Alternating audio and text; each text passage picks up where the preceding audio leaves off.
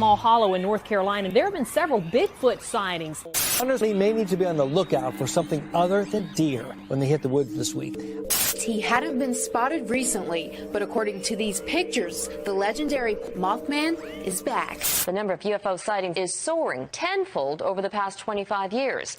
Now, she's not talking about people. She is talking about ghosts hanging around what some say is a real-life haunted house.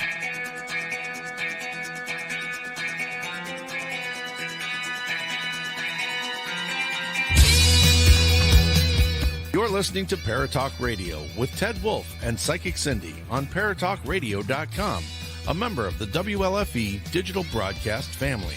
Paratalkradio is your one-stop for all things paranormal, the unknown, and the supernatural. Join us every Monday night at 8 p.m. Eastern, 7 p.m. Central for discussions and guests on topics such as ghosts, hauntings, Bigfoot, UFOs, and more. This broadcast is rated M for mature and is intended for listeners over 16.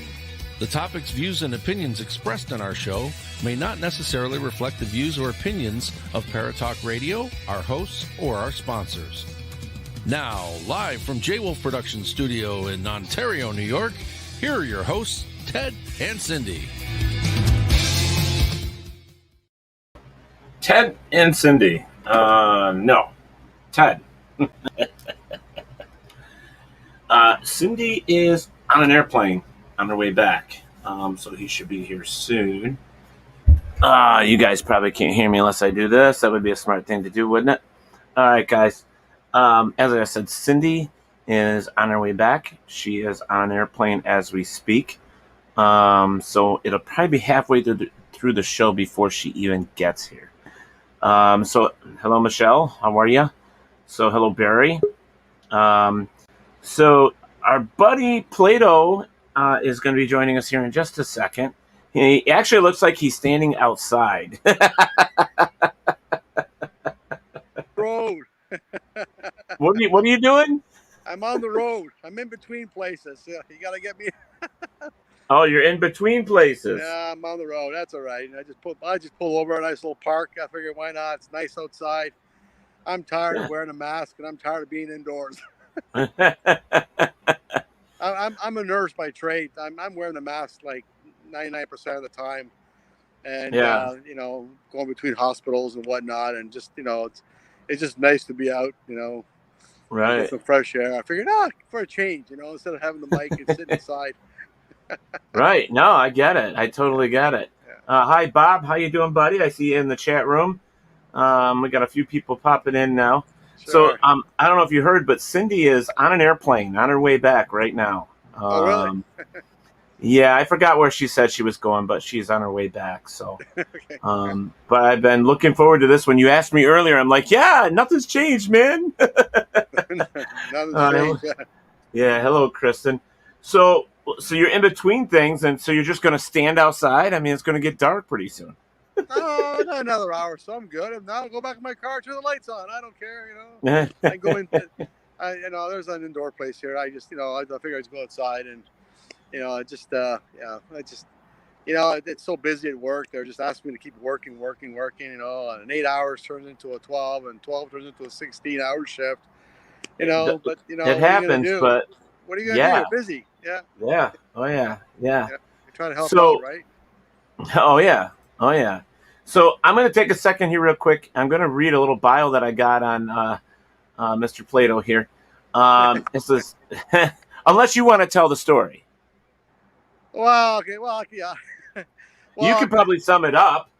Well, okay. I work as a registered nurse, critical care and long-term care, and I work hospitals. That's my full-time gig. That's how I pay my bills. But I'm an independent Archbishop in the Catholic Church. They're basically, people don't understand, how can you be married or, work full time.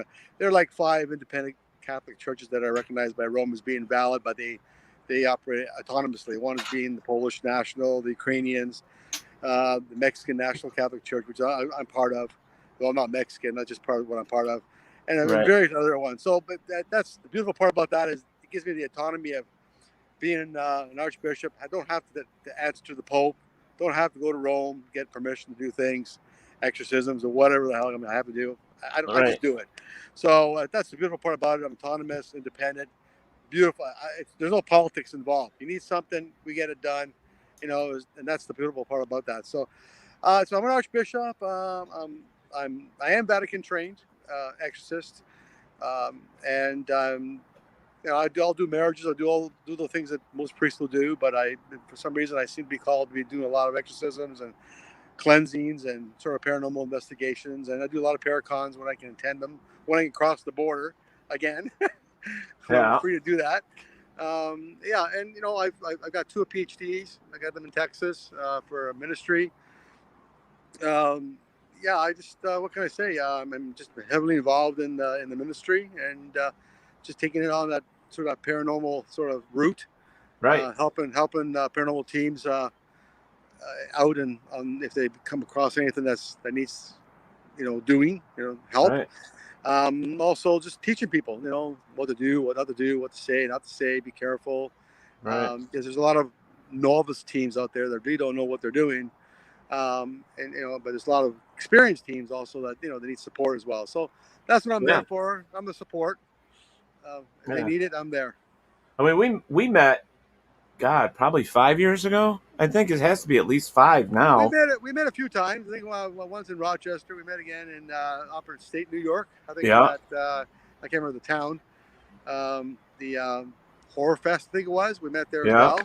Yeah. We met a few times in the past, and I'm hoping that we're going to be meeting up again next year at a few locations. Well, I'm hoping you're going to be coming to Parafest. So I'm going. I'm bringing my my infamous clairvoyant sister. There you go. Yeah. There you go.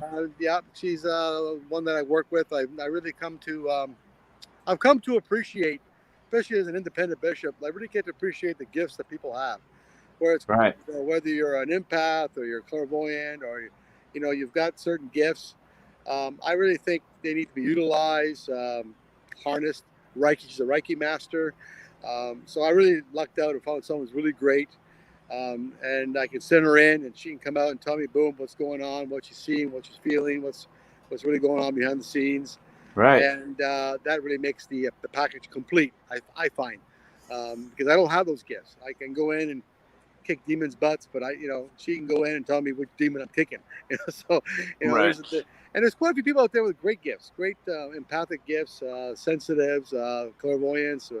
Now that she's actually converted, she was a witch actually. She was an actual pagan witch, converted to Catholicism. I made her a sister, but really the only difference is in title. Really, she does the same thing as a clairvoyant, but in the Catholic Church they call them mystics.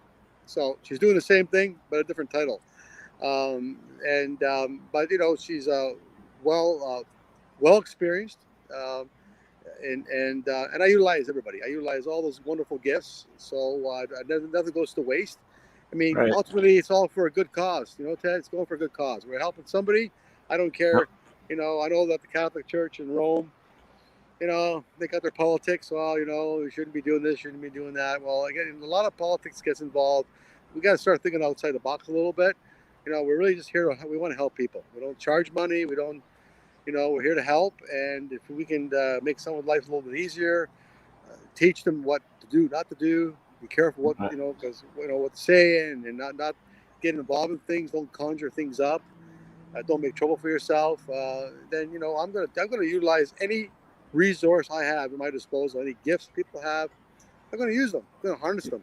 Well, Dr. Hans Holzer, that's what he did.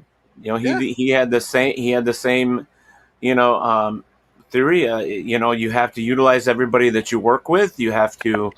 Everybody has something to share. Everybody has a gift. Everybody has something that to bring to the table.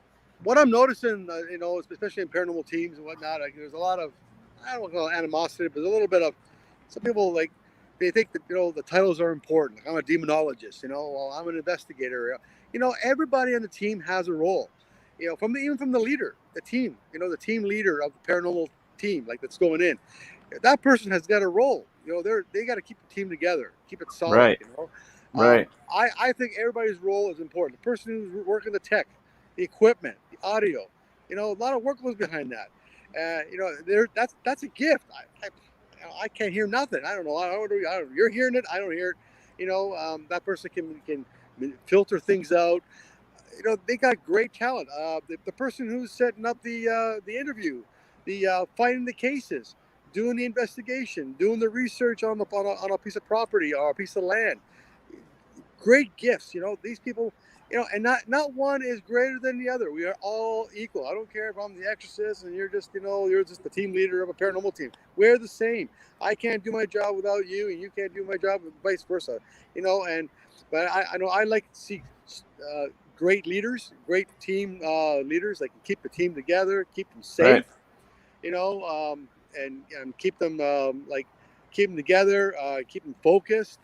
You get a good solid team. Everybody's important on the team. Not one person is less than the other. Right. The person working all the equipment, for the person doing the investigation, the person doing the interviews, the person, whatever they're doing, right? Even assisting me, I only got 2 arms. I got 2 arms. I got to hold a book up. I need someone to throw the holy water. I need someone to throw the salt. I need someone to spread the oil.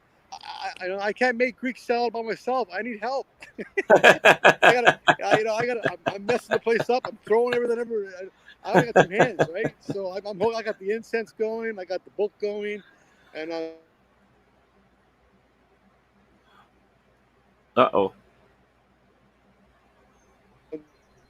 doing the prayers. I got to. Okay.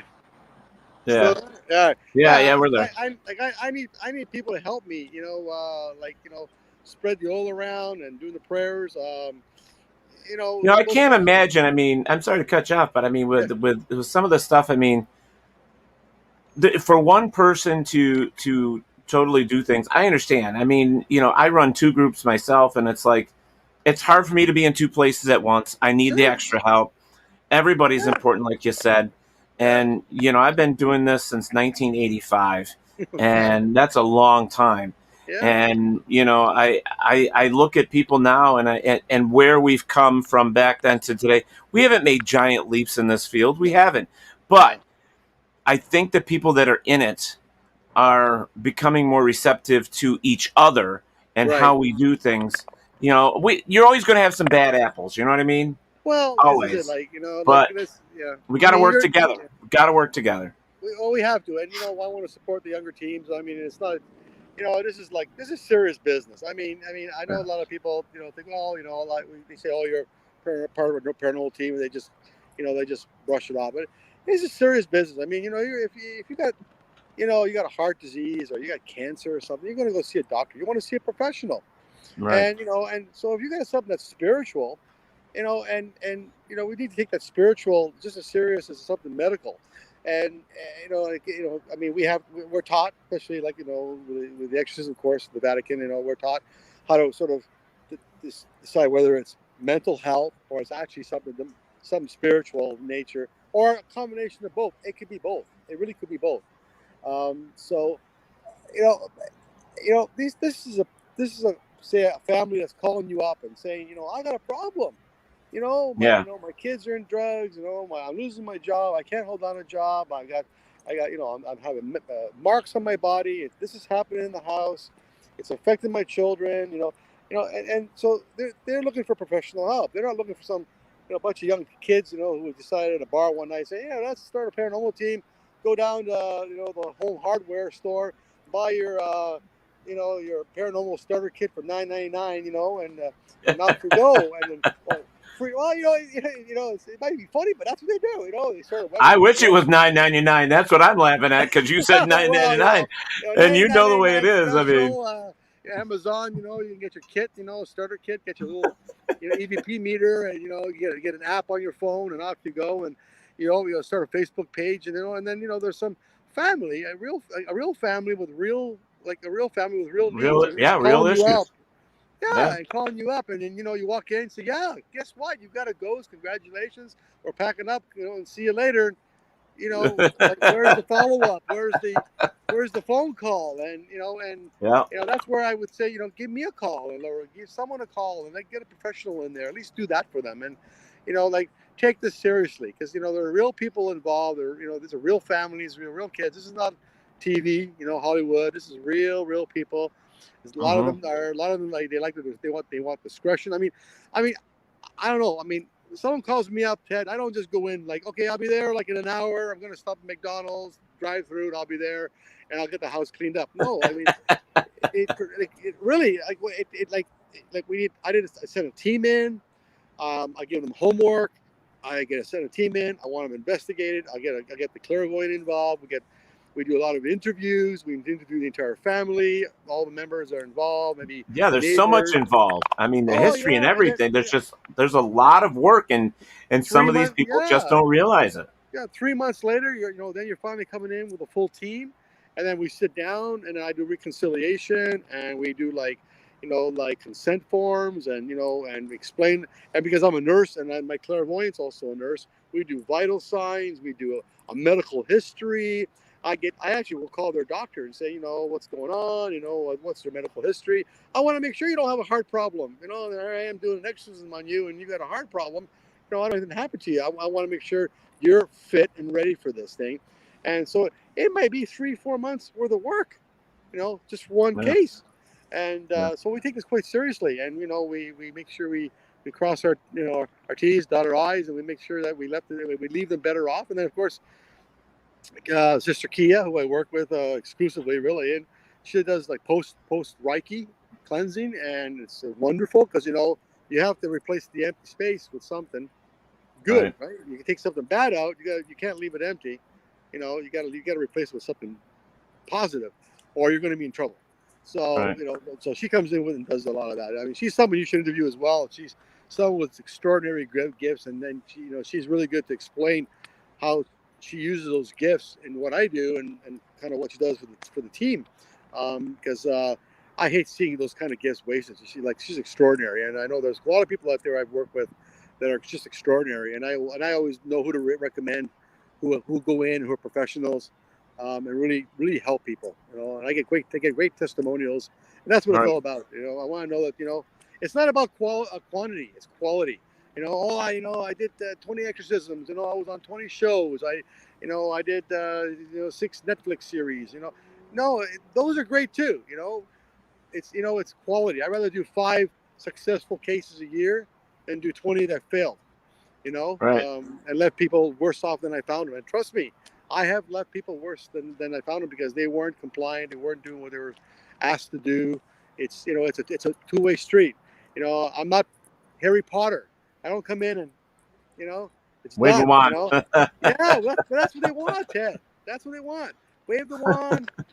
Oh, by the way, I don't really believe in God. I'm an atheist. I don't believe in anything. But can you come in and take care of this problem? And then I want to go back to my life.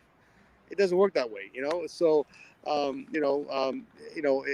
have to have some people who have to have some kind of a belief system. I don't really care what it is, what church. I don't care what church. But you have to have something that you can build a foundation on, because I come in and get things started. The rest is up to you. The rest is up to you to carry on that journey, because it's really it's a journey, and people don't understand that. They think it's a quick fix. No, you have to find out what went wrong, what you did wrong, what you're doing or not doing.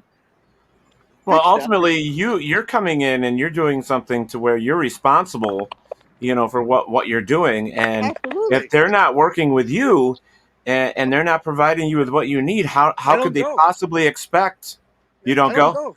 I don't think I would either. Let's get to a couple comments here real quick. So we got Bill Davis here. He must be also a ordained minister or something. He says, I do whatever the hell I want to, LOL. Barry March says, I believe that Plato was at the Rochester Winter Parafest back in 2019. I think you were, weren't you? Have you been there yet? Which one? To the Parafest? The Parafest that I had 2 years ago. Were you there at that one? Yeah, Rochester. Yeah, I was there. Yeah. Yep. Okay. A massive snowstorm. I had to drive to get there. Yeah. Brett says, do you speak Latin? I can speak enough Latin to get by and to do my Latin mass, but I like to do the rituals in English. It sounds really nice in Latin, and I can do it in Greek. I can do it in Greek as well. I think it's the strength. It's the power of the words. And if you're more fluent with whatever other language, isn't that? A lot of people don't speak Latin. So, like a lot of people say, well, I did my thing in Latin. Like, sure, there's some power behind the words, the Latin words, or the Greek words. I can do it in Greek. But I want people to actually hear what I'm saying. Right. Like I say, Nomen Patre, Filii, Spirit. I cast you out. It's God who commands you. It's Christ who commands you. I want them to hear what I'm saying. I want them to see what I'm doing. I want them to see the veracity and the boldness in my. And you're right. And I can see that because with those people listening to you, it's only building their energy and power and strength with you. It's kind of bringing you all. Right. If they understand what you're saying. So if I do it in Latin, like they're just seeing some guy talking gibberish and they don't know what's going on, and it's not. I want them to be part of the process, Right. So right. Latin's fine. I can do it in Latin, but when I say my Latin mass, I'll at home alone, I'll still do it in Latin. But when I'm out with people, I want them to understand what I'm saying mass in Latin. I do it in English. I want them to say, well, what's going on? Oh, he's consecrating the bread. Oh, okay, now he's doing the wine. Now he's doing this. If I just do it in Latin, they don't know what I'm doing. What's next? What's the responsitory? Right. When you're doing exorcism, I'm expecting someone to do the response. Well, if I, I don't expect people to decide me to do the response in Latin because they don't know the Latin, right? So we're going to do it all in the same language. I can do it in Greek. Sure, it sounds fantastic in Greek. It sounds great, actually. It sounds better in Greek than it does in Latin, to be honest with you, Huh. But it sounds like you're just kicking ass. But, but no one knows what you're talking about. Right. No, I get you. All right. So we got another one here. It says, I don't know who it is, but it says love from the Funhouse and Paraflix. Let's see. Barry Marr says, wow, I didn't realize that with all the tasks of an exorcism that just one person couldn't do it. Well, it takes a team, one person do it. I would never go alone. It's foolish. It's reckless. I don't know what I'm dealing with. And I could go alone, but that's not what it's recommended. I have to understand, like, there's different types of exorcism. You can do a Muslim exorcism, a Jewish exorcism. I do the Roman Rite. I do the Catholic way. That's the ritual that I use. I can do it the Greek way. I can do it the Jewish way. They have their own rituals, and the Latin ritual requires more than one person to be present. There's at least two priests, two exorcists, and one's doing the response. Right. And then you have one person taking over because the prayers are continued. The ritual starts, and then you can carry on that ritual. Just repeat it nonstop, 3 days, 4 days. So you have someone kind of relieving you. So, but you would never go in alone. That's actually reckless because you put yourself in harm's way. I want to also have witnesses around what's going on. I actually record them. I record them, audio tape them because I know it as a witness. And if you're exercising a woman, for example, well, you want to, I work in a hospital. When a doctor's going to do a female exam on a woman, like on a female, they bring a female nurse. It's just, it's ethical. It's dignified. Right. Because, you got a woman who's actually being exercised, and she's climbing up the walls, and she's crawling around like whatever, and her skirt's up over her head. It's not dignified. I get it. That's just, you got to cover your bases. Well, it's respectful. That's not only people take these things in consideration. I do a full medical review.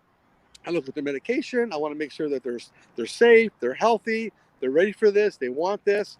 And then there's women present. There's a woman, and we do vital signs. We do everything. We monitor the vitals. We do it's a full-fledged thing. It isn't like we just go in there and just start throwing holy water.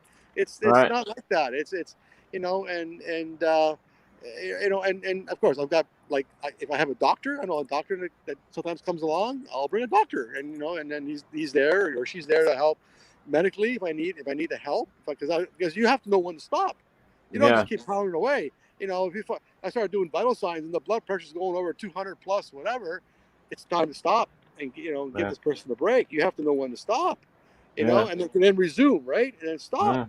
And so there's a lot involved, and people think, I'm just a demonologist, I'm going to go there and just do a cleansing.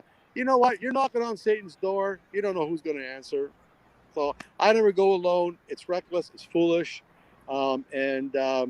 I'm not putting myself in harm's way or putting anybody else in harm's way. I make sure I have resources. I've called the police. I've been in a situation where I had someone pull a knife on me, big huge machete pulled on me during an exorcism, and I had to call the police. I had 3-4 cruisers show up.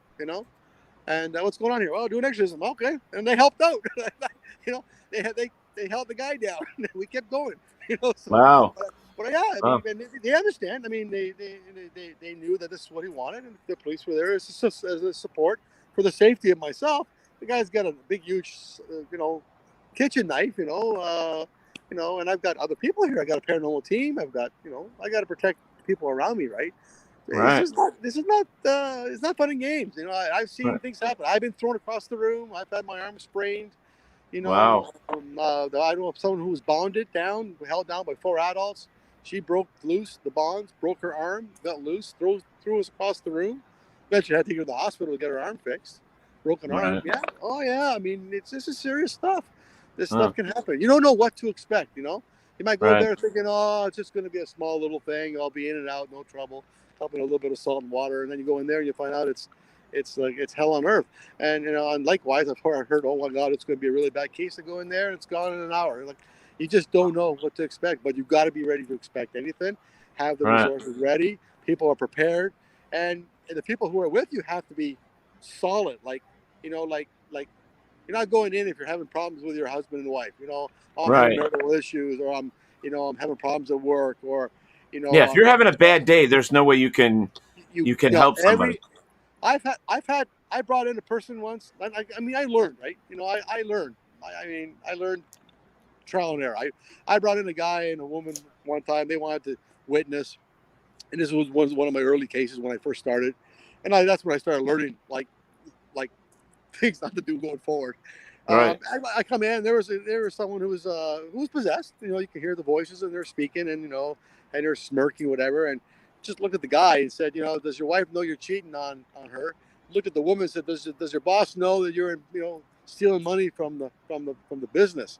And they just turned around and ran out. And I was left alone. So oh man. It knows, oh yeah, it knows your secrets. It knows your sins. It will use it against you. It's in for a fight. You're going in for a fight. It's going to fight back. It's not going to give up. Wow.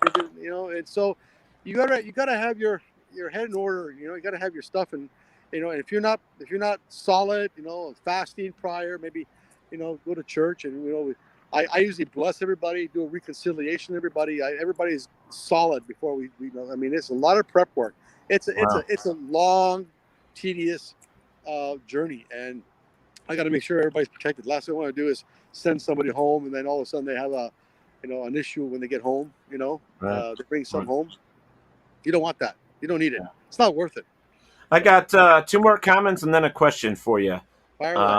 So let's see. The first comment here that is, you got it right, Plato. We have to at least provide care and kindness before, during, and after a paranormal investigation. You got Jason Cotton here say, I agree with you on that. While Latin is beautiful, it's better that people understand you. Guys. And the question is, Plato, have you ever seen an angel while doing an exorcism? Yes, I actually photographed one. I did one just recently out in Eastern Ontario, Cornwall, Ontario, a farm, 200-year-old farm. Actually, it was on my Facebook. There was some photographs. There was a noose hanging in one. I guess there was 2 suicides in the barn. And one person shot themselves, and another person hung themselves, and the noose was still hanging up. I told them, that's got to come down. Anyway, I helped those souls move on. And as I was doing the one where the noose was, things were being photographed as I was doing this. One photograph showed a wing. Wow. Right where the noose was. So it looked like an angel came down, swooped that person up, and took them up. So I have seen angels. I've actually had angelic encounters. Actually, when I'm driving, I've actually seen real people show themselves as angels to me, help me on the road and stuff. So I've had some personal angelic encounters, and I'm willing to share that. If we have time, I can share one story that's really nice. But they're out there. You don't know the person you're meeting on the street, the person you're helping, that homeless person, that's got to sign up looking for a little bit of money for food. That could be an angel. You'd be surprised. I have seen it. Yeah. So now I'm going to go back for a second. Now, because you're in Canada, do you think that's going to be lifted, where you're going to be able to come? Yeah, they're talking about the border being lifted. Well, the border's starting to get lifted now. They're doing a slow release of the restrictions. By October, I'm thinking I should be able to cross the border. I've had both my immunizations, so they're saying as long as you have both your shots, you can cross down and come back without any. So I think I've got 2 paracons I'm going to be attending. The one in Flint in November with Kia, and there's one in late October for the NESPAR, the New England Society of Paranormal Research. You're at the Michigan one, right? Yeah, so I'll be the one in Flint, Michigan, this year, and I'll be attending the one in Connecticut. The Ed Lorraine Warren, the team, the NESPAR team. I'm part of their team now. Their resident priest, I guess. So where Annabelle is, and the Conjuring Mirror, and all those other wild artifacts in the occult museum. So they're having a paracon down there at the end of October. I'll be at that, and I'll be at the Flint. Those are the 2 I'm going to do this year, because I figured the border will be open by then. And then next year, I'm planning on being hopefully the one in Rochester, the Horror Fest, if they have that. Yeah. In February, and there's a few other ones throughout the year. I may attend the MI Paracon. I haven't been invited to speak or anything, but I may attend that just as a meet and greet, just to go in and attend. So I'm planning on doing quite a few next year. Okay. So that's cool. But unfortunately, with the border being closed, we just couldn't do it. And I'm a healthcare worker, and it would just. Well, it's risky. I mean, it's risky. Well, if I cross the border, it's a 2-week event. I got to come back. I got to isolate 2 weeks. I'm gonna end up at they call it the COVID hotel, where you got to stay for two weeks. And, and I can't work. And so basically, I end up losing like 2 or 3 weeks of work. I can't work. So and it was risky. And we, the outbreaks are now starting to come down, and hopefully that stays that way. But I'm hoping to attend those 2, and hopefully things will get better next year, and I can get down to the States and attend some of Well, yeah, it'd be great to see you. I mean, I haven't seen you in a year, so it'd be great to see you again. It's been worried. Yeah. We got another question here from Bob Brunell. He says, what are your thoughts on suicide? Do people who commit suicide still get to go to heaven? Okay, well, that's a tough question. I mean, the Roman Catholic Church's stand obviously is, if they commit suicide, they don't. My thinking is, I mean, it's a mortal sin. I think if somebody, like I work as a nurse, right? So I also work in mental health, as well as the medical floors, ICU, and MERGE, flight nursing. I've done it all. I think if someone is mentally ill, like has a legitimately medically illness, and doesn't get the right help, and they commit suicide, for whatever reason, I think God isn't, I think God's a little more open-minded than that. I think, it's, but I think if you're a sound body and mind, and you're just going to go and do that, and you're not really ill, but I mean, who's to determine who's ill, right? If you're not really ill and I'm going to go just hurt myself because, out of spite or out of whatever, and, I think in that case, I would say, you might have an issue. But again, I'm not there. I don't judge. I'm not a judge. That's up to God. Right. God will judge everybody individually on an individual basis, judges by what's in the heart and only on the heart alone. But I think if someone is mentally ill and really has an issue, like really needs help, like medical help, maybe trauma, maybe they've been, there's trauma involved. Maybe there's, just a true mental illness, like schizophrenia, for example, things like, I think God will look at that and say, okay, maybe we failed them as people. Maybe we as human beings have failed that person. We didn't give them the proper help. We didn't seek it out. We didn't see the help them out. Like depression, depression is, depression is more people have depression than any other type mental disease out there. They hide it. We don't know how to identify it. We don't know how to see it. We don't know how to help people because we don't see it, and they go and they hurt themselves. So, who's to judge? Only God can judge, as you said. Only God, my friend. So I won't judge anybody. I take everybody by their merit. But I think we as humans, we as human beings, we tend to fail our fellow man more. Because we don't. You know what? And you see that more and more today than you ever have.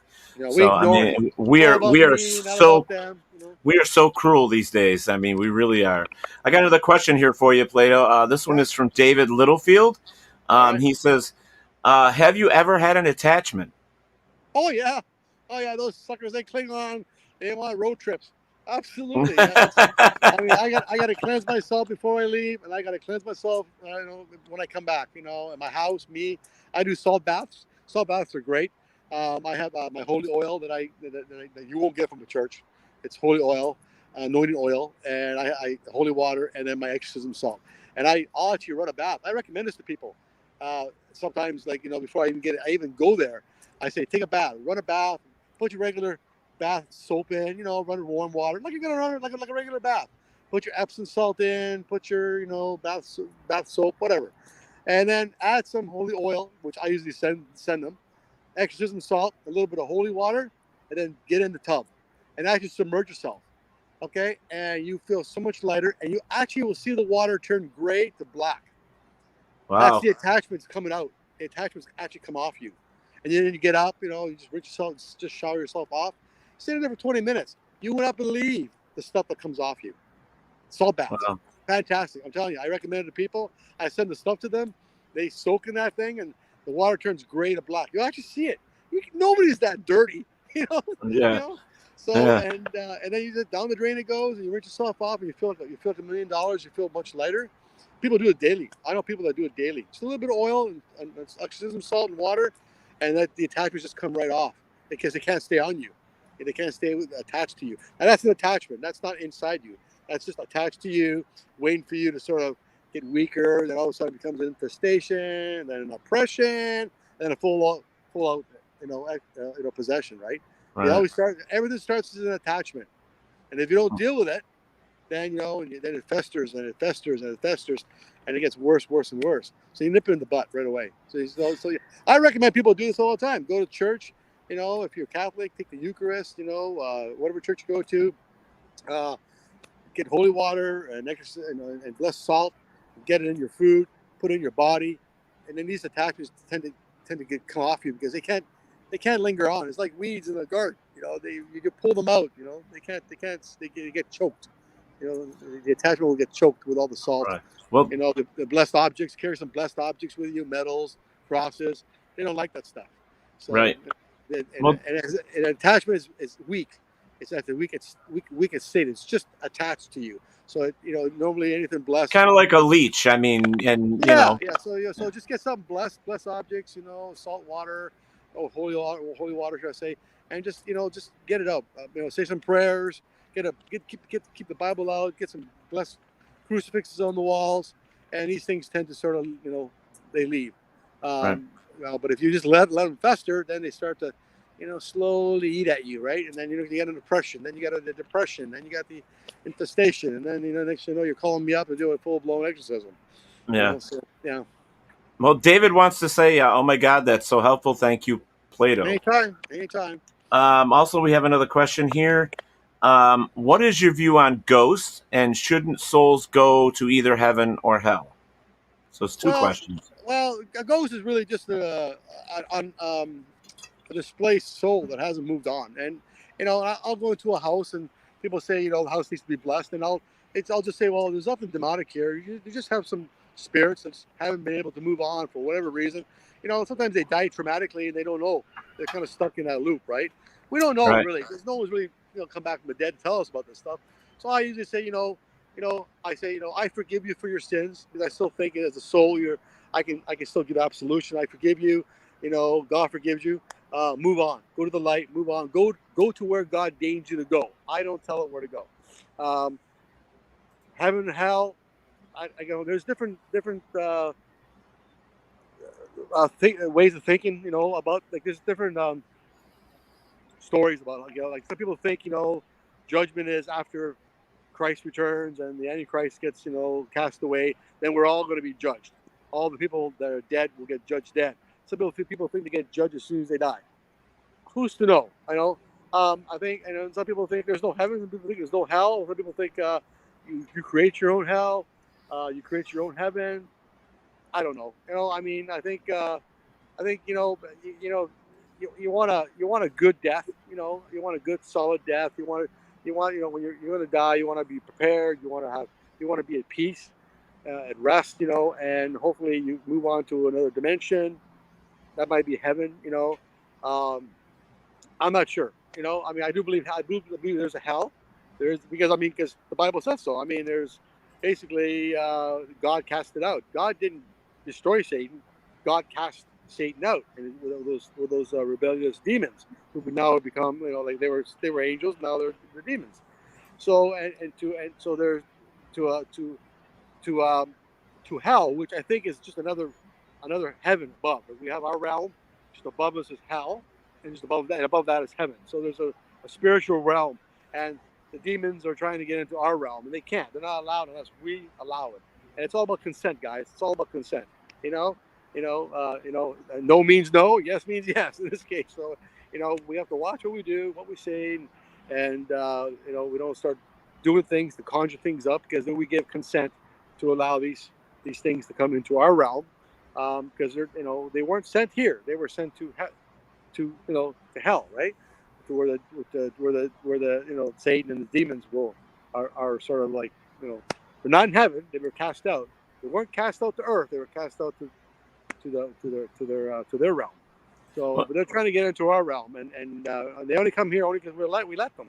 We have to not allow them to come. We have to, we have to watch. We have to really watch our language. This is one thing I strongly teach in these paracons. When you go walking in, when you got your flashlight, you're walking around and say, "Go ahead, do it again. Touch my back, hit me in the back. Show me a sign. Can't be doing that." Watch the language. You really got to watch, because that's what they're waiting for. They're waiting for that consent. So that's paramount. We have to watch that consent. Well, Jason said, "Thank you for your answers. Love your answers." Then we got another one here that says, Plato, do you think the devil has a setup like God has the church? Well, I don't think he does. I think he's got his own agenda. I don't think he's really interested in the church, like God has. I think he wants to rule. Definitely, that's why he rebelled. Basically, from the writings from what I've studied, from the writings I've read and the manuscripts, the old stuff, God created us, and then told the angels and said, this is my creation. They have a soul. They're different. We're different from the angels. God has put more love and care, more importance into us than the angels. The angels were created to serve, but he created us more to because God is all love, and God wanted us to reciprocate, to show love back. So he wanted to be loved. So, and he told his angels to help us. And I think, from what I can understand from the manuscripts, he sent Lucifer, who was his number one angel at the time. He sent him to earth to help us, to teach us, to guide us. And I don't think he liked that too much. He didn't like to be, the top angel didn't like to be the one that had to serve us, kind of thing, So I think there are some stories, not sure what to believe, not sure what's real, but one of the ways of what people are thinking is that Lucifer decided, well, I'm going to rule these people as opposed to serving them, and that's where the rebellion came in, and it took 1/3 of the angels with him. So, and then of course that's where he got cast out. But I think that's where he wanted to become God. He wanted to be God's equal, and he wanted to rule over mankind. So I think that's where the fall came. Again, this is all, taken from a lot of different manuscripts, very old manuscripts. But the Book of Enoch, things are like them. They're not like, just a lot of little pieces here and there. But who's to say? Who's to know? All I know is that Satan's got his own agenda. He wants to rule. He's going to rule in his own kingdom. Which is hell.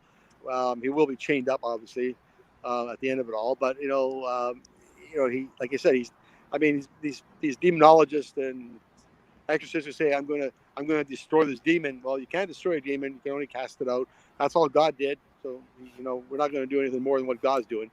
All we do is cast it out back to its realm. And that's God's business. That's God's affair, not mine. That's God's problem. As long as they're not in our affair, they can't interfere. Free will is key here. God said, I don't interfere in your life. Unless you call upon me and my angels, we won't come to help you. We won't come to interfere with you. And likewise, the universal law is that even the demonic cannot interfere. They have to obey the same rules. They can't interfere unless we give them consent.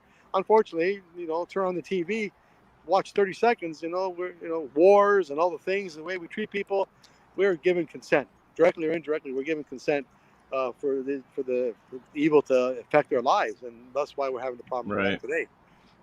We have to be really careful what we do. It's a big theological sort of discussion, but bottom line is, I don't like them. They don't like them. You don't want them in your life. That's because they will.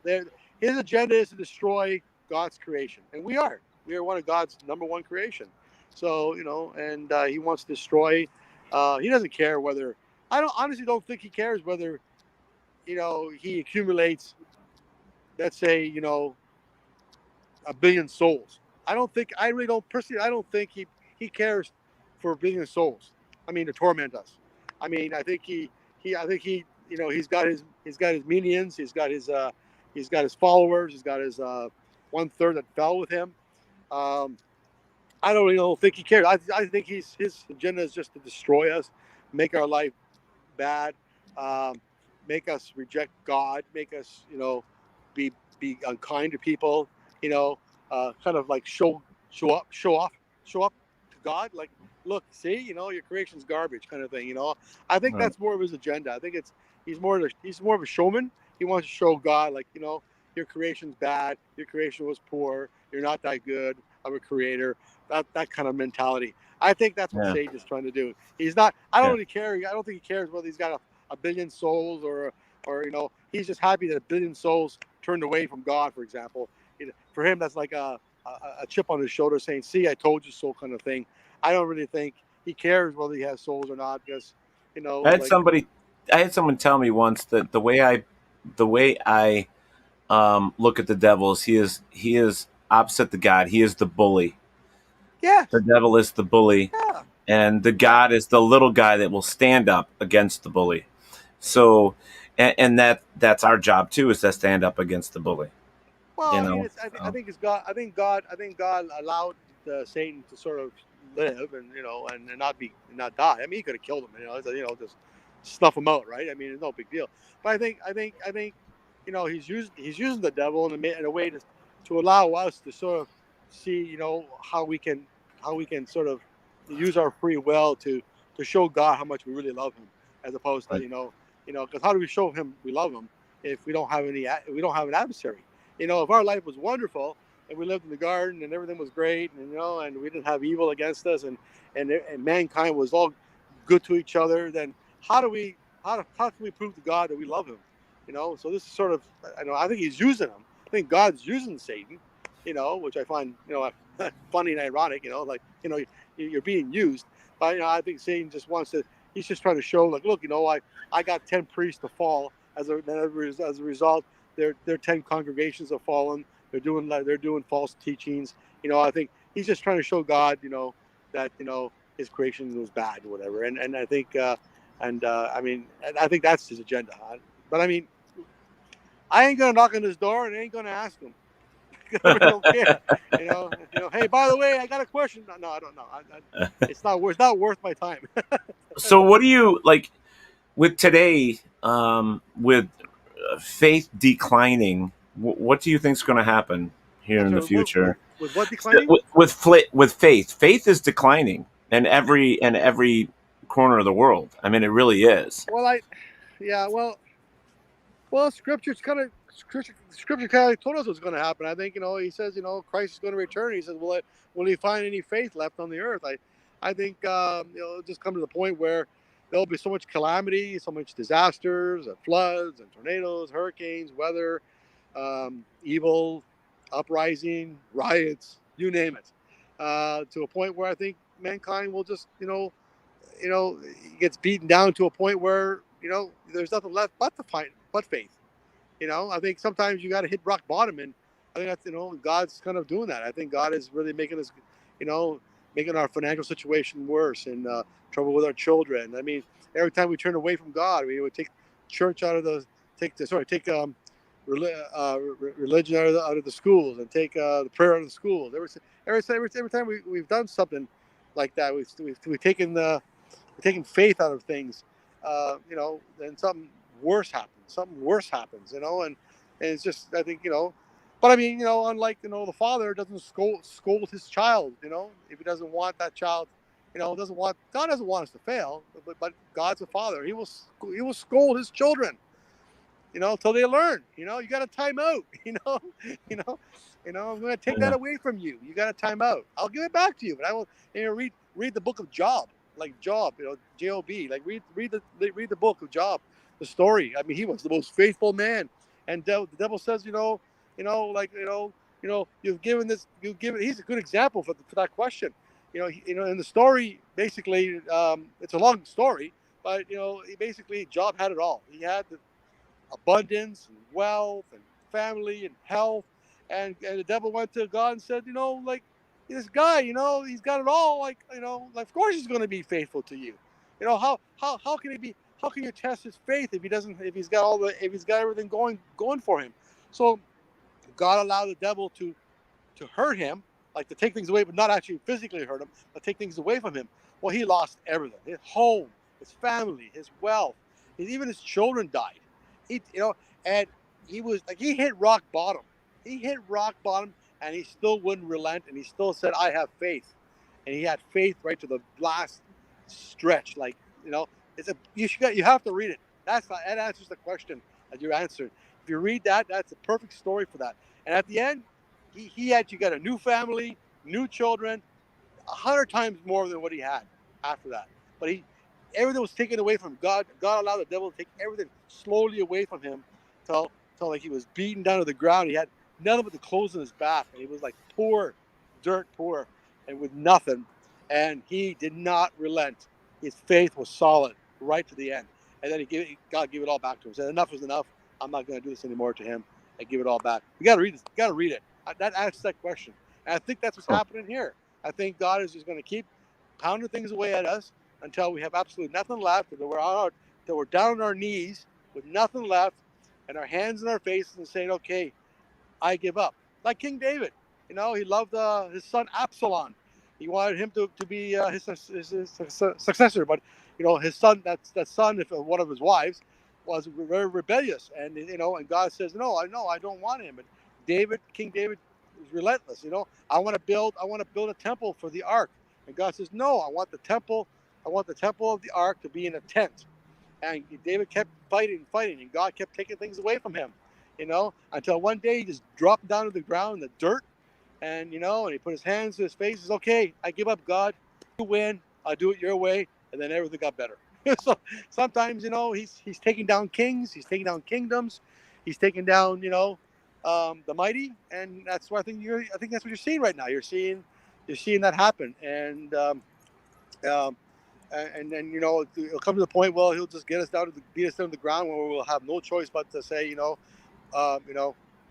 is enough. I give up. I'll do it your way. Yeah. And, So your belief is that we will see a resurgence of faith eventually here in time. I think you're going to see.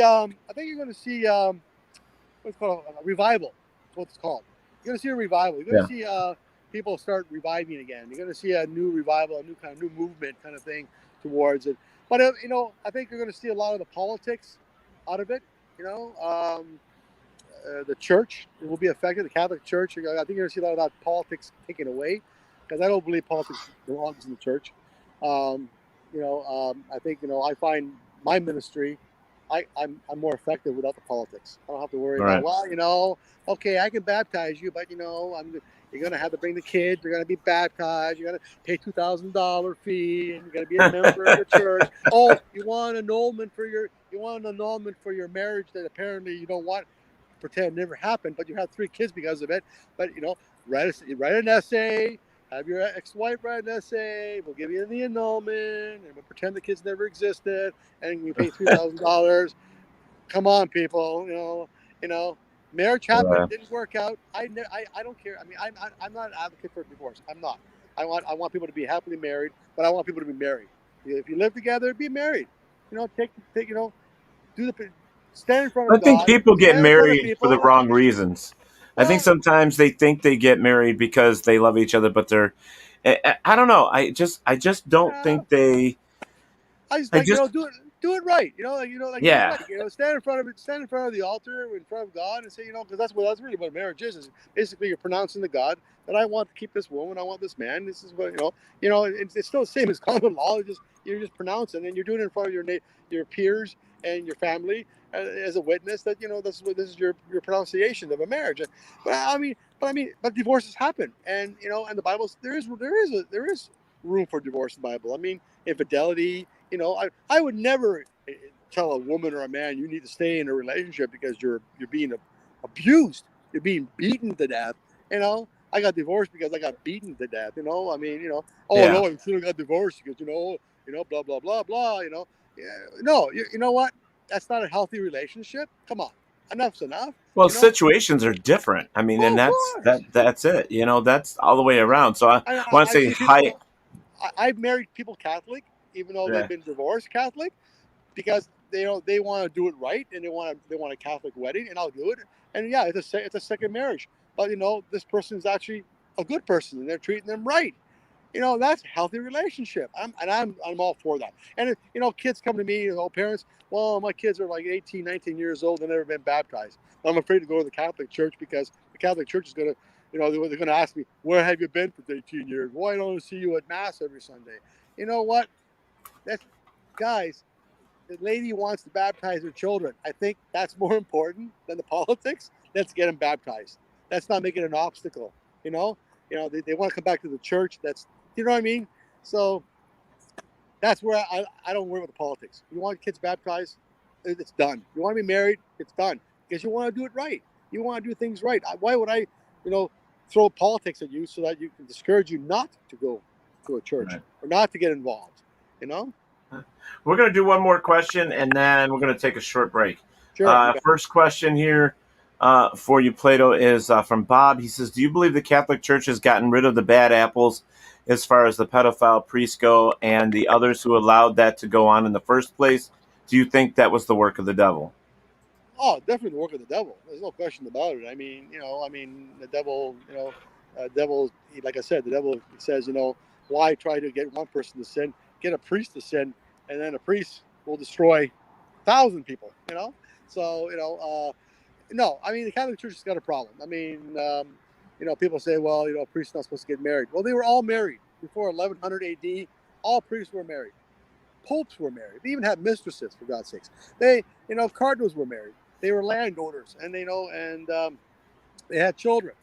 But then, 1100 AD, there was some schism in the church, and then Pope Pope Benedict at the time, I can't remember which one it was, decided to not allow a priest to be married. And that's the reason why all the wealth now remains in the Vatican, because there's now priests, or they live off the church, right?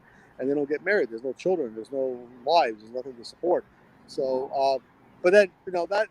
I mean, maybe at the time that might have been a noble idea, thinking, okay, let's keep the priest chaste and whatnot. But it opened up a can of worms because in the 1970s, to be a homosexual, to be a pedophile, obviously people were hiding that stuff, right? And it wasn't very well accepted. So, where they go? They went to the priesthood. And they can say, well, why aren't you with a woman? Well, I'm a priest. Okay, never questioned it. And then of course, the church started to have schools and then orphanages, and because they wanted to control the population, they wanted to control the Catholic faith, so they opened up a lot of churches because they wanted to propagate the faith, right? They wanted contraception, just to have more babies. It's okay for a family to use contraception, not use contraception and have 14 kids. You can't support 3, So right. The whole idea was political. It was to get as many people Catholic,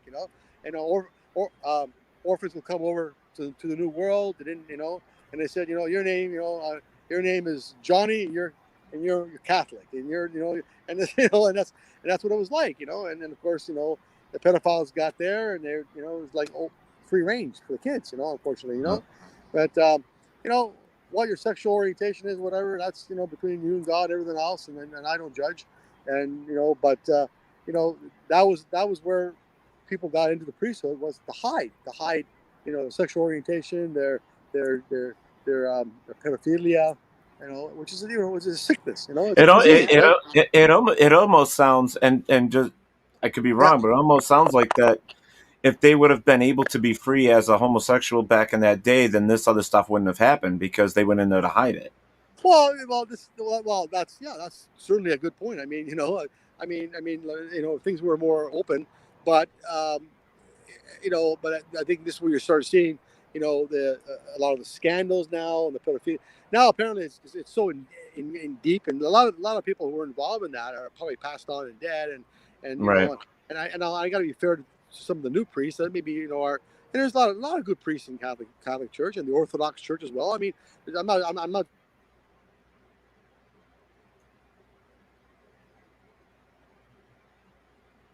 just saying about the Catholic Church, right? And the Protestant churches as well, the Church of England. There are a lot of people that had a lot of scandals going on, a lot of little different things that were going on. The Greek Church as well, Greek Orthodox Church, no exceptions. Yeah. Catholic Church. It's not limited to one. I mean, that's I mean, the Catholic Church is obviously in the spotlight now, and because of the things that were happening in the schools and the orphanages, and and the pedophilia that was going on. I think make it, because I mean all the other faiths, they're like Greek Orthodox, their priests get married. The Jewish rabbis, they get married. Right. And the Muslim, they get married. I mean, this is not being married is not normal. A rabbi with 2 kids is not a good rabbi. And the rabbi's got to have 50 kids. And that's what it is. It's a good family man, and so and anyway, that's what happened. And I think now we've got a lot of independent Catholic churches that are married men, and they have families and children and mortgages, and take the garbage out every Wednesday, and they go have the same problems and the same things that everybody else has. I'm not excluded because I'm an archbishop. Right. All right. Well, we're going to take a short break, and then we'll be right back. I do have one more question for you so far, but we'll see what else happens. Guys, we're sitting here with Archbishop Plato Angelakis, and we will be right back in just a moment, guys. Don't go anywhere. WLFE Digital Network is now on digital television. If you're into ghosts, Bigfoot, UFOs, and the creepy, then WLFE has a TV channel for you, Paranormal View. Watch all of your favorite WLFE video talk shows on one channel. Shows like Paratalkradio, Step Into the Paranormal, Skeptical Help Bar, The Creepy Parlor, and more. Looking for something else? Do you support the LGBTQ plus community? WLFE has brought all of their LGBTQ shows like Inside the Drag Closet, Everything Yet Nothing, Across the Pond, and Rainbow Soul all into one place. A new TV channel called LGBTQ Friends. The third channel is a Variety Unlimited. Here you'll find a wide variety of talk shows you know and love, like Just Cindy, Card Pulls and Coffee, Real Talk with Dom, The Bipolar DM, Meet the Author, and Movie Review 5. The best part of watching these shows is that they're all available to watch at one location, one website, WLFE-DB.com.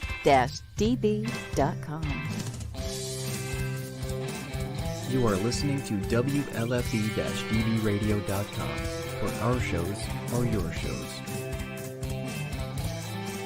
Listen to the WLFE-DB podcast, available on Spreaker, Spotify, and iHeartRadio.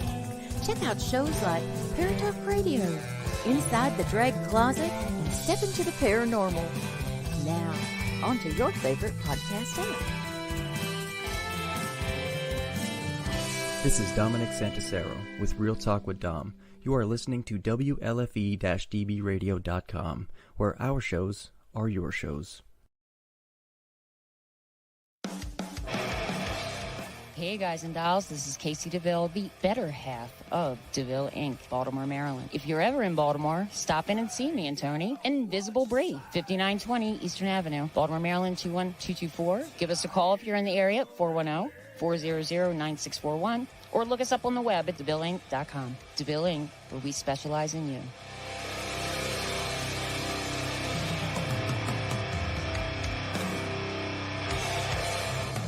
Oh, yeah. Life just got sweeter now that WLFE DB has merchandise. Show your support by purchasing your t-shirts for WLFE, Paratalk Radio, Inside the Drag Closet, and more. But it doesn't stop there. T-shirts, coffee mugs, tanks, buttons, cloth bags, and more. Go to WLFE-DB.com. On the top bar, click on the merchandise tab, and bam, there you go. You got merch. Support the shows. WLFE-DB.com. You're listening to WLFE DB Radio. Now, back to our program.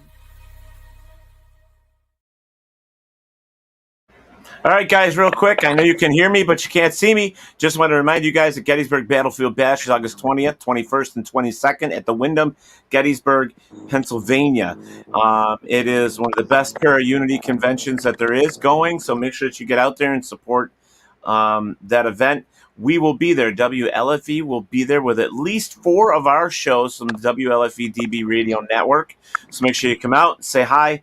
And then we're going to, we're just going to spend the whole weekend having a lot of fun there at the Gettysburg Battlefield Bash. So make sure you get your tickets, call ahead of time, and get your rooms. Also, we have the Para-Unity Expo coming up, 7th annual, which is in Woodbridge, New Jersey, September 25th, 2021. Make sure you get there. Get your tickets online for that event. And then another one that I've got here is the Mass Paracon, September 17th and 19th. They have a lot of really good people there. In fact, our friends, the demonologists, the dual demonologists, I can't even say it. Jesus, Plato. Duo Demonologies with Keith Johnson. And God, now I can't remember his name either. They're just, friends. John Friends Zappis. are going to be there. Yes, there you go. John Zappis, Andrea Perrin. There's going to be so many, Andrea Perrin, good old Andrea. I like Andrea. Oh, yeah, and James Anito will be there, and J. Marie Yates will be there. It's going to be a great turnout there as well, so make sure you guys get out there. There's quite a few of those I want to attend next year. Oh, yeah. And the main one just for us right here out of the Rochester Winter Parafest, which is going to be held in Geneseo, New York, in I believe it's the last week of March 2022. But we will have more information on that on the WLFE-DB.com website, as well as RochesterParafest.com. It's there also, so you'll be able to check that out. But I was going to ask a bit while we're chatting here, and folks, if you've missed the beginning of the show, we're sitting here talking with Archbishop Plato Angelakis, and I was going to ask, now, I'm seeing more and more female priests. Now, is that happening in the Catholic Church as well? It's only happening in a lot of the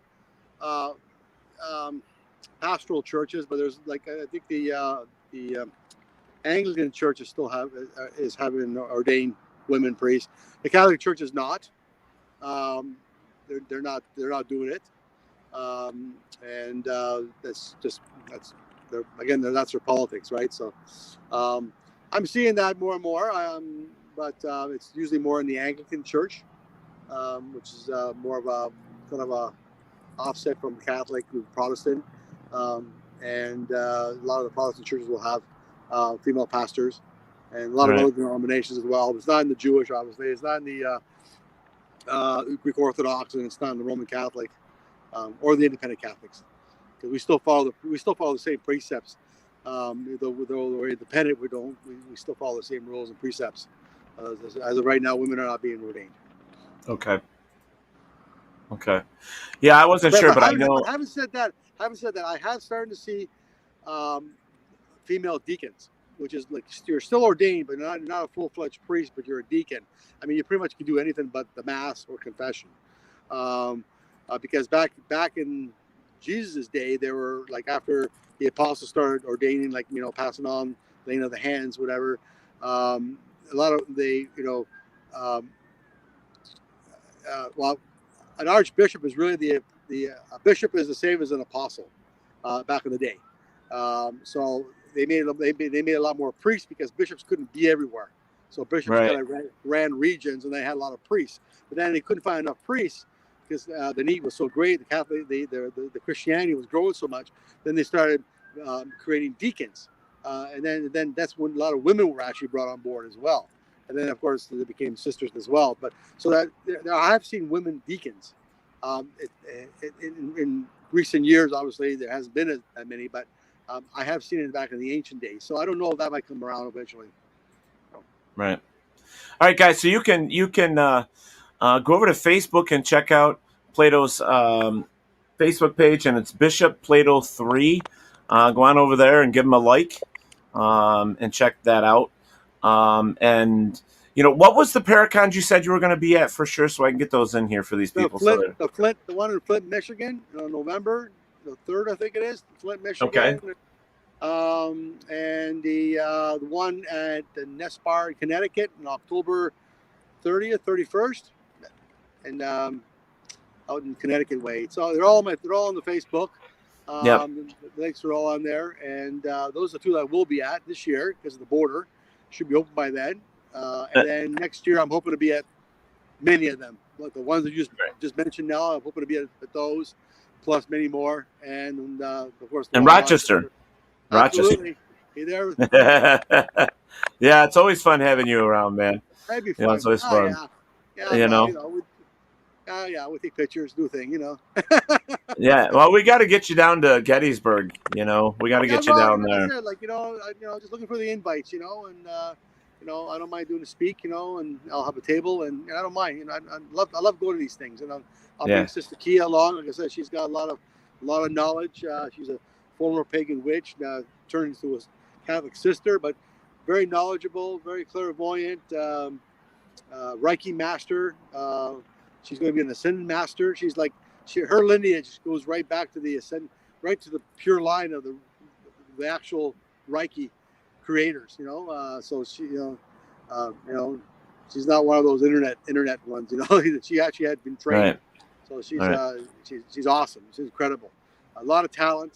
I recommend you interview her as well. She's got a whole lot of questions that I couldn't answer. She'd be really good. I think she'd help a lot of people who are probably out there thinking, well, I got this gift. How do I use it? And where do I use it? I'm afraid to use it, that sort of thing. I think she'd be great for that. So I encourage you to reach out to her. As a great resource. Yeah. Bob Burnell had a comment here when we were talking about the church. He says, I'm from the Boston area, and Bernard Law transferred pedophile priests from one town to another, was totally aware of what they were doing and let it continue. Mm-hmm. He was shipped back to Rome before he was arrested here in Boston and given a promotion by the Pope. The good old boy attitude in the church has to change. It is like you have an evil priest running the church still today. I'm afraid that's what goes on. They cover themselves. They avoid scandal, and they move people around, and they do whatever they have. This is what happens. I got Vatican trained as an exorcist, but it wasn't an easy thing to do. I went as an independent bishop, and I was even frowned on. Although I'm Catholic, and and I have pure apostolic succession, like the laying of the hands from Jesus of God to Jesus down to the apostles. My lineage goes right back. I can trace it right back to the apostle James, to South America, to Spain, and so I have a pure line. Yet in Rome, I get frowned on in Rome because I'm not the good old boy, in the church down the street, and I'm independent and I do my own thing. Right. Not too bad, that's the way it is, right? But my legitimacy comes from the fact that I have pure apostolic succession, and as the Father sent me, Christ said, everything that God gave to Christ gave to the apostles, and the apostles said, and he says that you will do greater things than me. So that speaks volumes. That speaks volumes. That's quite the shoes to fill. Yeah. Well, Bob has a follow up for it. He says, I'm sorry. I'm not trying to pick a fight with you, Plato, nor blame you in any of this. He says, I'm just saying that these are the facts and not much has changed. And I agree. It goes on. I know it's happening. Nothing they can do about it. I'm not the Pope, so. Right. I think they would be better off to come out forward and be transparent and apologize and move forward. But again, that's the politics, right? Right. Again, politics is one of the greatest evils is the politics behind everything. it really puts a block on the things that we really need to be concentrating on. Right. But well, again, I'm only one man, so right. I can only answer for myself, and I'm transparent, and and that's all I can be, right? Right. I can only do me, right, guys? Right. So Right. Well, Barry Martz has on it. He says Plato is very informative in a positive way. I'm enjoying this presentation. Thank you very much. Appreciate that. Eric, it was nice seeing you pop in. I know you have to go back to work, but thank you for popping on. And yes, please feel free to catch the replay on it tonight. Have a good night, buddy. But yeah, there's we've got a really good response with you being on here tonight. Very positive, very cool. So I mean, we should do this more often. I mean, we get a nice topic, and maybe we can next time we can just focus on one particular thing and maybe go more in depth, or whatever. Like I said, reach out to Sister Kia. She's my other half. My better half. I always say I send her in first, and I get to hide behind her. She's taller. She's taller than I am, and especially when she wears her boots. She's much taller, and I can hide behind her, and I can flip the holy water behind her, and and if anything happens, well, she's going to get it first, right? That's the big. That's why she's great. She's great. I love her. She's great, and honestly, I'm only as good as she is. That she's with me. Because honestly, without her, I'm only successful because she's there. I really, tells me what's good going on. Good teams are hard to find. When you can find another person that's just like you, that has the same passion. I mean, when I found her, it was like I won the lottery, and it makes my ministry a success, and it's great because like I said, I really encourage you to interview her because I know your listeners would love to hear a lot of, especially people who have gifts. Right. She's an inspiration. She really is. I encourage you. She came with you to the Parafest. We met her all. Everybody met her at the Parafest 2 years ago, and it was great. She was a pagan witch at that time, but since then she actually wears the habit. She's an actual sister now. So, I saw that picture. I was like, oh my gosh, look at her. and that was her choice. I didn't force her. Anyway. Well, I wouldn't look good in it. I got a beard. I wouldn't look good in that. Well, anyway, like I said, anyway. Well, yeah. I'm running out of juice here on my phone, so unless you got any more questions, I'm going to run out of here. Yeah, so guys, real quick, if you got any more questions, let's get him in. He's got to take off. His phone's going to die on him. But I want to say personally, Plato, thank you so much for popping on here with me and hanging out. Pleasure. I really enjoyed. Please have me on again. I love. People. Definitely. I think I love this. I love this kind of conversation. It's great. And like I said, maybe next time Key and I could be on together or something, or that would be great. Yeah. So reach out and we'll plan another one. Yeah. We'll plan another one. And anybody has any questions, look me up on Facebook, send me a messenger. I answer all my calls. I do answer every message. I really do. Wow, that's awesome. That's awesome. So there it is again. It's facebook.com/Bishop Plato 3. So hit him up there. Yeah. All right, sir. Well, you go and you have a good night and get back on the road and get home or wherever you're headed. So I'm going for dinner now. Oh, there you go. All right. Well, you be safe. It was a pleasure. I really enjoyed myself. Thanks, guys. All right. Thanks, buddy. Take care, buddy. Take care. All right. Bye-bye. All right. So tonight was fun, guys. I mean, still no Cindy. She's still on the plane. But I'm going to take this opportunity. I did a little shopping today. I did. Ted went shopping. Well, I went to Dollar General, and I found a book on ghost hunting, secrets of the supernatural, investigating the paranormal, the world's spookiest true tales, and how to talk to ghosts. And it just so happens, if you look, it's got Amy Bruni and Adam Berry from Kindred Spirits right on the front of it. I think it was $10 or something like that for this one. It's really cool. It was at Dollar General. You know what I mean? So to me, that was a bit weird to see, at a Dollar General. But why not? I mean, that's pretty cool. So and it's completely filled with locations and so on and so forth like that. So I thought that was pretty neat. So I'm gonna have some fun looking, dudes. I love when they have big pictures.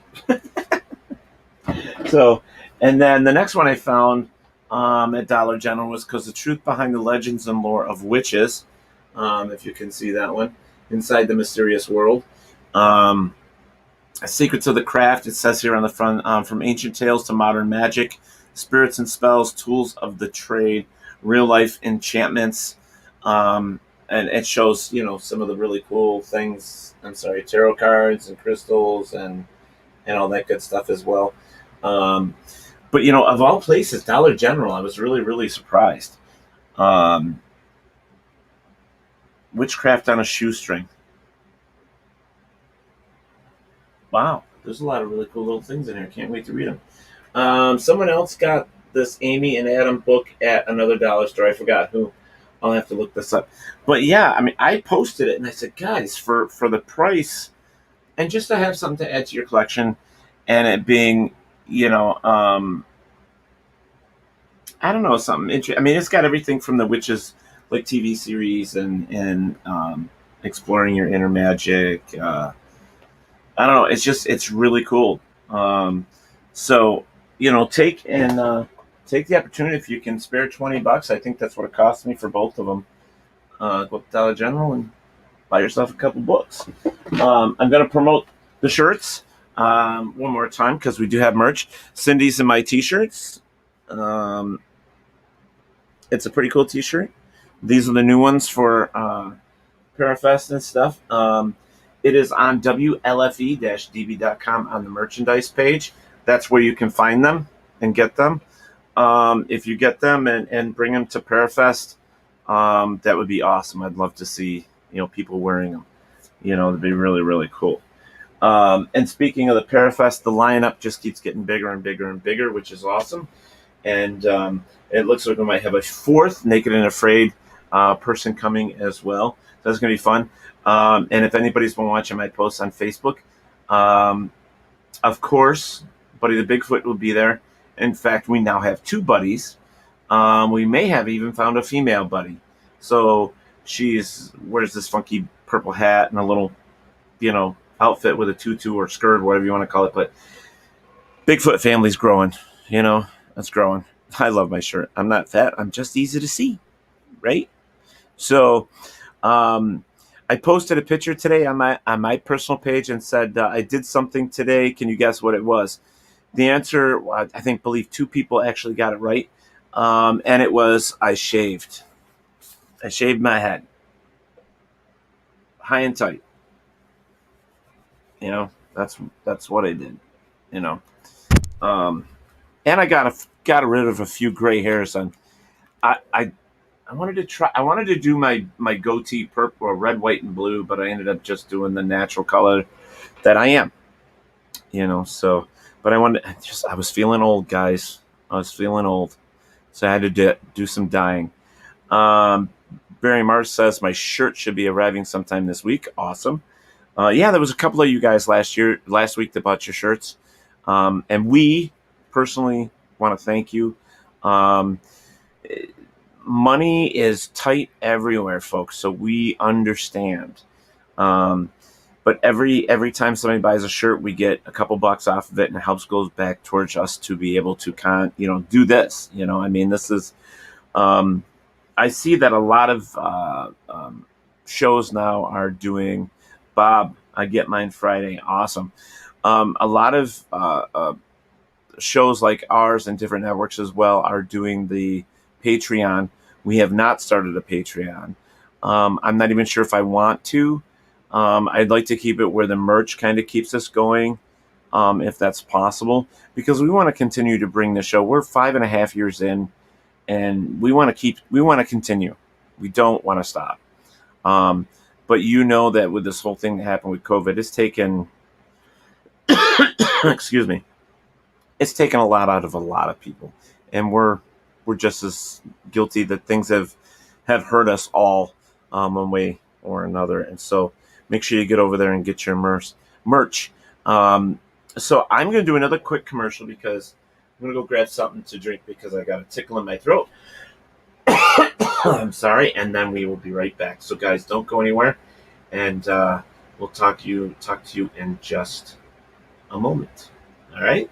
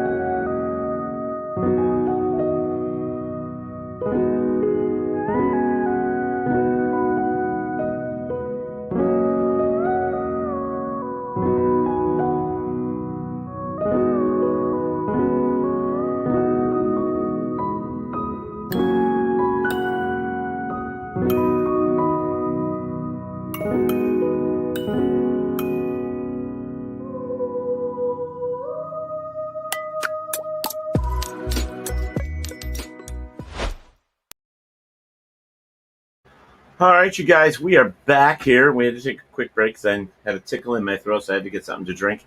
You guys got any questions? You got anything you want to talk about here? We're still waiting on Cindy. I have not heard back from her, but it's one of those things, you know. I do want to say also next week's show, let me get on here. So that would be the 26th. And that is going to be, we had Doorway to the Dead scheduled with us in the beginning of the month, I think it was, and unfortunately they couldn't make it.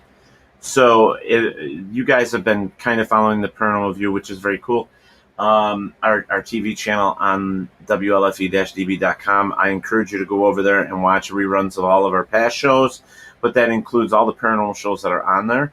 So check that out. So anyways, the 26th, it's going to be Dave and Jim. They're going to be joining us from Doorway to the Dead, which is one of the other WLFE shows. And, you know, just join us because it's going to be awesome to have them with us. And then August, we have some really cool shows listed for you as well. Now, I am working on a giveaway for August. We're going to be playing a game. And so once I get that posted, make sure you guys join us because the giveaways are going to be fun. We have some things that we're going to be doing. I know that one of them is going to be a shirt. And there's some other things as well that we're going to be giving away. And I hope you guys will be joining us for that as well. I'm sorry that Cindy wasn't here. We knew she was on an airplane. And, you know, stuff happens, right? So, guys, thank you so much for hanging out here. I'm going to get out early. It's 1:30. Give you guys a break. Cut the show short. And Dom's coming up at 10 o'clock. So you got a half hour. So go and get yourself something to munch on and all that stuff too. He's got a good show going as well. So I think that's it, right? Right? Anybody have any questions? Anybody have any comments? If not, we're going to get out of here. So, but I appreciate you guys every week joining us here, coming in and supporting us. I want to get our numbers up. I want to get more people out there. We got to get them to follow us here. This is a good show, damn it. Right? It's a good show. So, guys, don't forget. All right? Wherever there is darkness, there's always the light. Not delight, the light. Meaning like the light. Oh, people don't get it. But that's all right. We'll talk to you next Monday. Hopefully Sunday will be here. We'll see ya.